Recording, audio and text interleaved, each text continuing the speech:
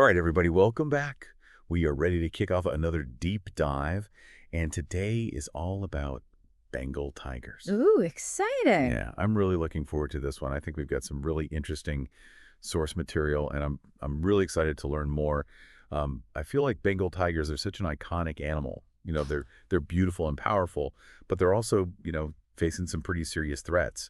And I think today we really want to get into the nitty-gritty, beyond the surface level stuff that everyone already knows, and really kind of explore the intricacies of what's happening. What's going on with these tigers, what are the challenges, and are there any reasons to be optimistic? Yeah, definitely. I think that's a great approach. I think we often see these beautiful images of tigers in the wild, but we don't always get the full picture of what's happening to them and their habitats and honestly just how important they are to the whole ecosystem. Absolutely, and that's something I'm curious about.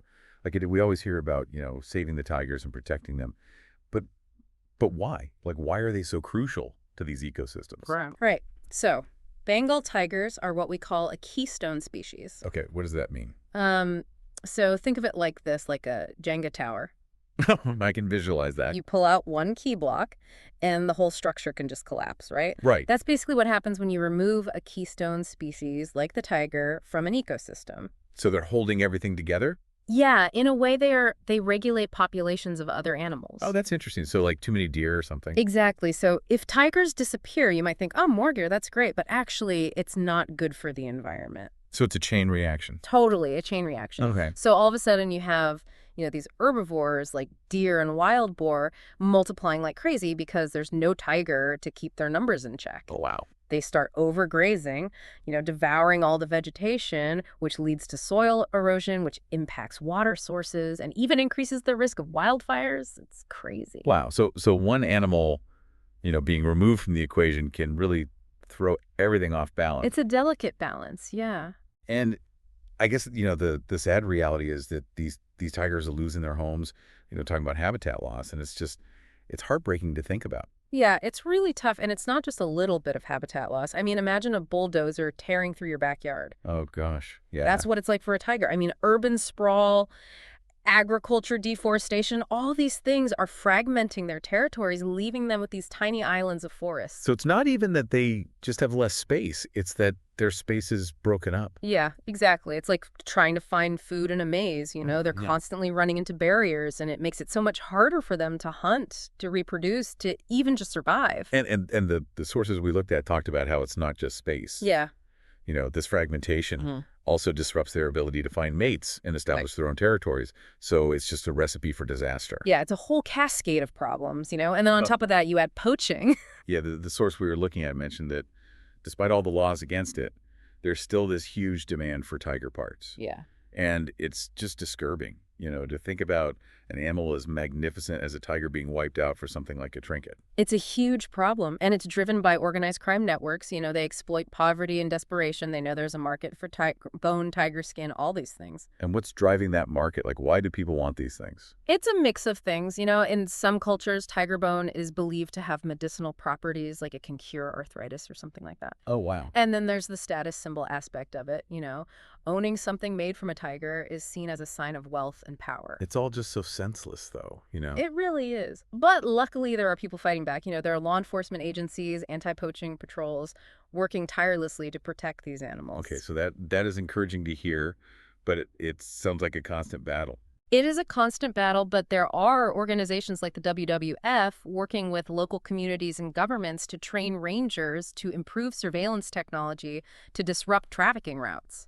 I mean, they're even using sniffer dogs. Sniffer dogs, that's fascinating. Yeah, it's pretty amazing they can detect smuggled tiger parts, hidden in luggage or cargo. Oh, wow, that's incredible. Mm-hmm. I never would have thought of that.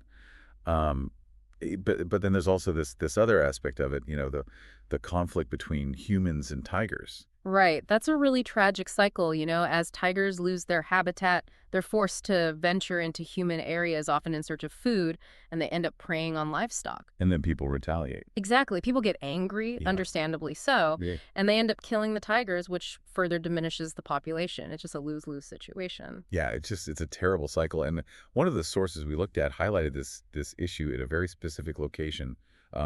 The Sundarbans, Oh yeah, the Sundarbans. which is this mangrove forest in India and Bangladesh. Mhm. And it's not just human encroachment that's happening there, but also climate change. Right. The Sundarbans are facing a double whammy. On one hand, you have human activities like deforestation and development just encroaching on the forest. And then on the other hand, you have rising sea levels pushing saltwater further inland. So it's like the tigers are being squeezed from both sides. Yeah, exactly. And that saltwater contaminates freshwater sources and kills off the trees that make up the mangroves. So how does that impact the tiger specifically? Well, imagine being a tiger in an environment that's constantly shrinking and becoming more and more saline.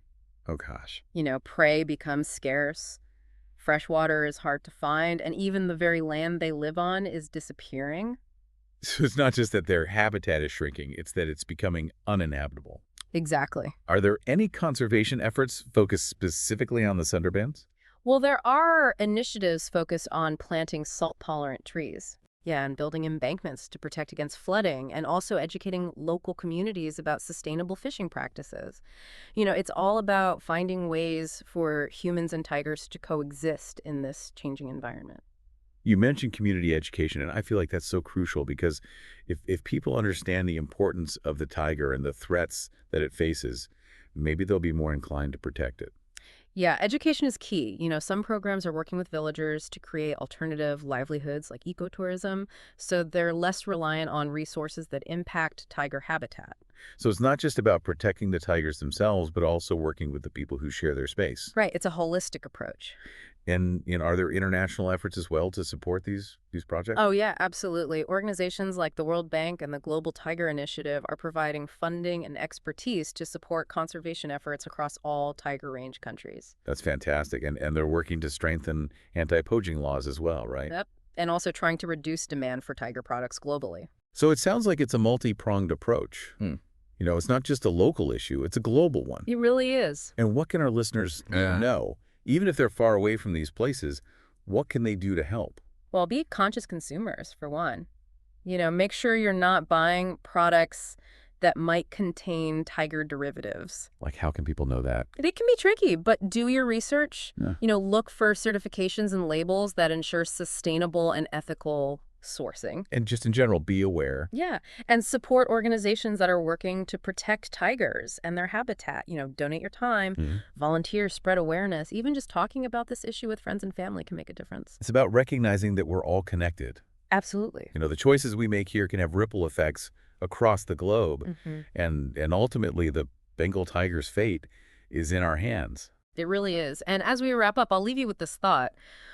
What kind of world do we want to leave for future generations? One where these magnificent creatures exist only in stories, or one where they continue to roam free as a testament to our commitment to protecting the wild heart of our planet? That's a powerful question, and one that we should all be asking ourselves. I agree.